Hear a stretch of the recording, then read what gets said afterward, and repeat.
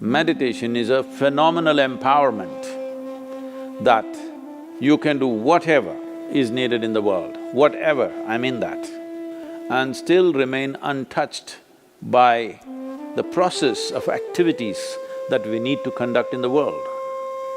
If you sit here, your body is here, your mind is there, who you are is little away. This is the end of suffering, and this is meditativeness.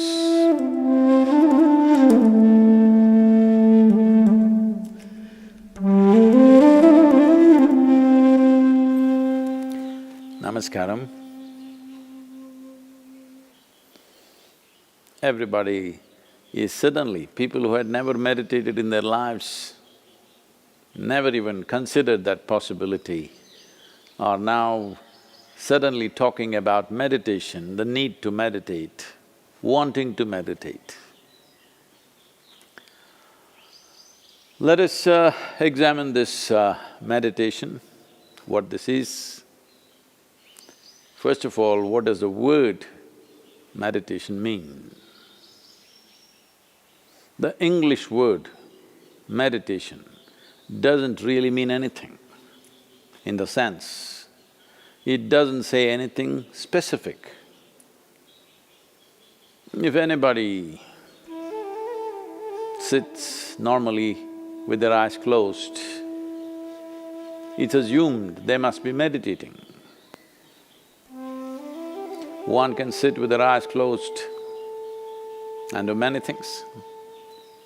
You can do japa, tapa, dharana, dhyana, samadhi, shunya, samyama, or you might have just mastered the art of sleeping in vertical postures. So the word meditation in English language doesn't specify anything. Generally we assume, or generally people assume that meditation means dhyana. In Tamil Nadu it's dhyanam, if you go little north it's dhyana, if you go really up north it's dhyan. If you go further up it becomes chan, if you go little more east it becomes zen. Same thing. So, what is this dimension that we are trying to describe with this word meditation? One fundamental thing that we need to understand is, you cannot do meditation, because meditation is a quality. A quality is a consequence of a certain process.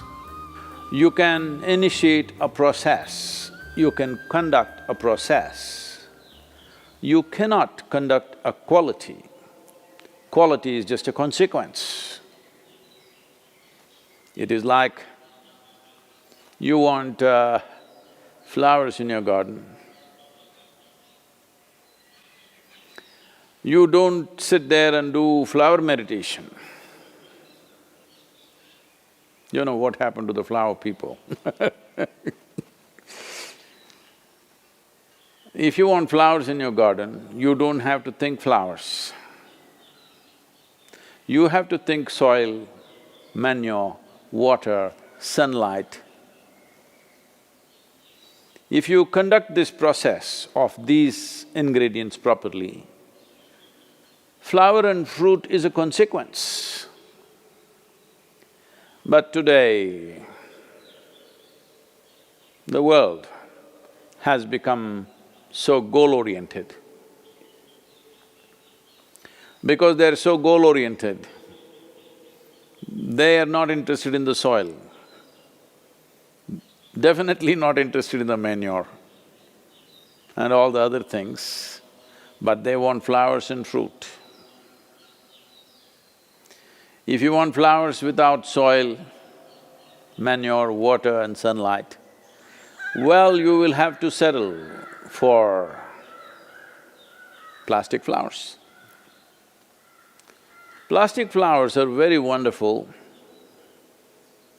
Those who think of utility, it serves you in many different ways, it comes with a 5-year guarantee.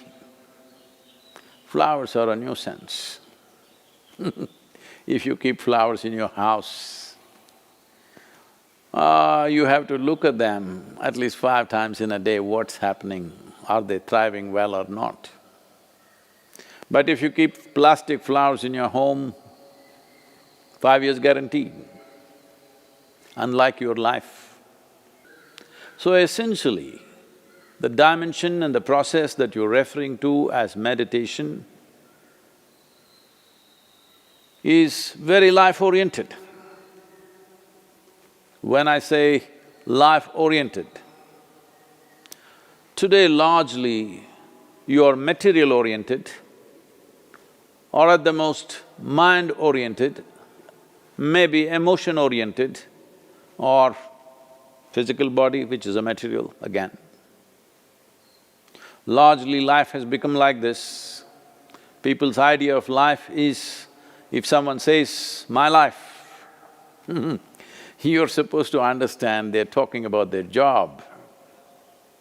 They're talking about the economic condition in the country or in the world, about their car, maybe about their dog, sometimes about their husbands or wives. It could be anything. But the only thing that's truly life is what is throbbing in this. This is life.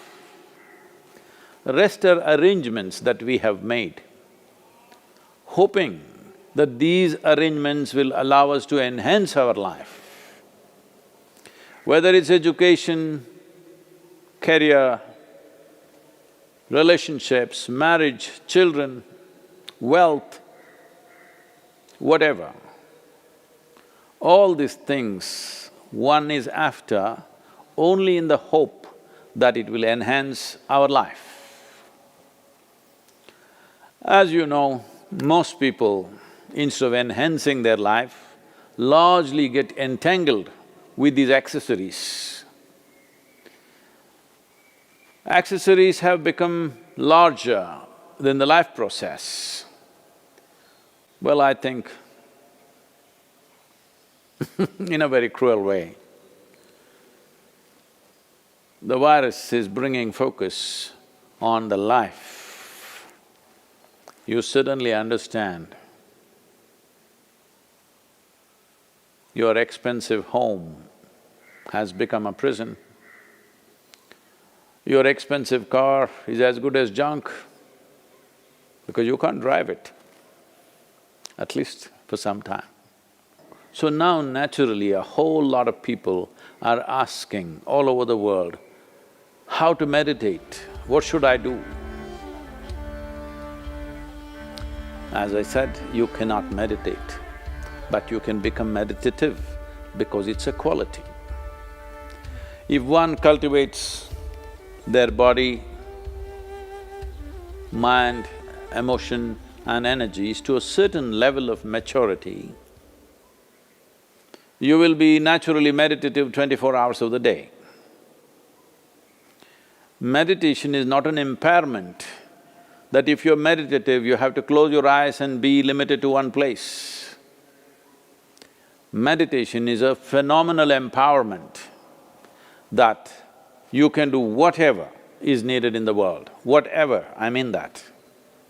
Whatever is needed in the given situation and still remain untouched by the process of activities that we need to conduct in the world. This empowerment or without this empowerment, in fact a human being is crippled because if what you have to think, feel, understand and act in the world is going to rub off on you in such a big way, naturally you will hesitate to do what is needed.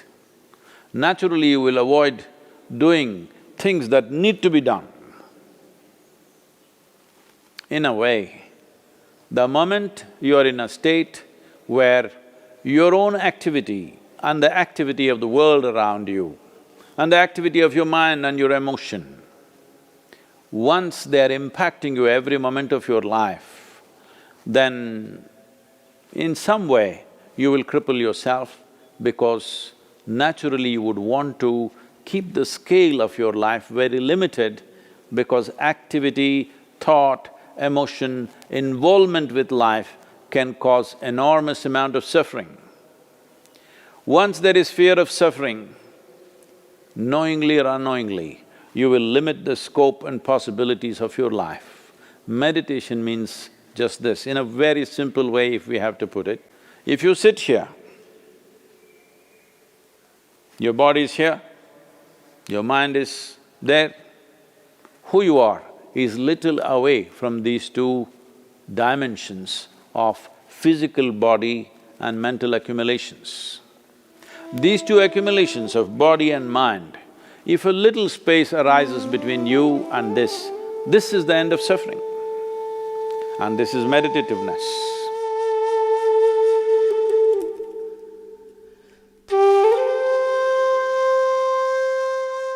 Isha Kriya is an extremely simple process but a powerful tool. These three ingredients, your breath, your thought and your awareness, in the right combination, if you use them, your ability to use the mind and the body is so greatly enhanced that you almost look superhuman for somebody else. But I'm telling you, this is human. This is not about being superhuman. This is about realizing being human is super.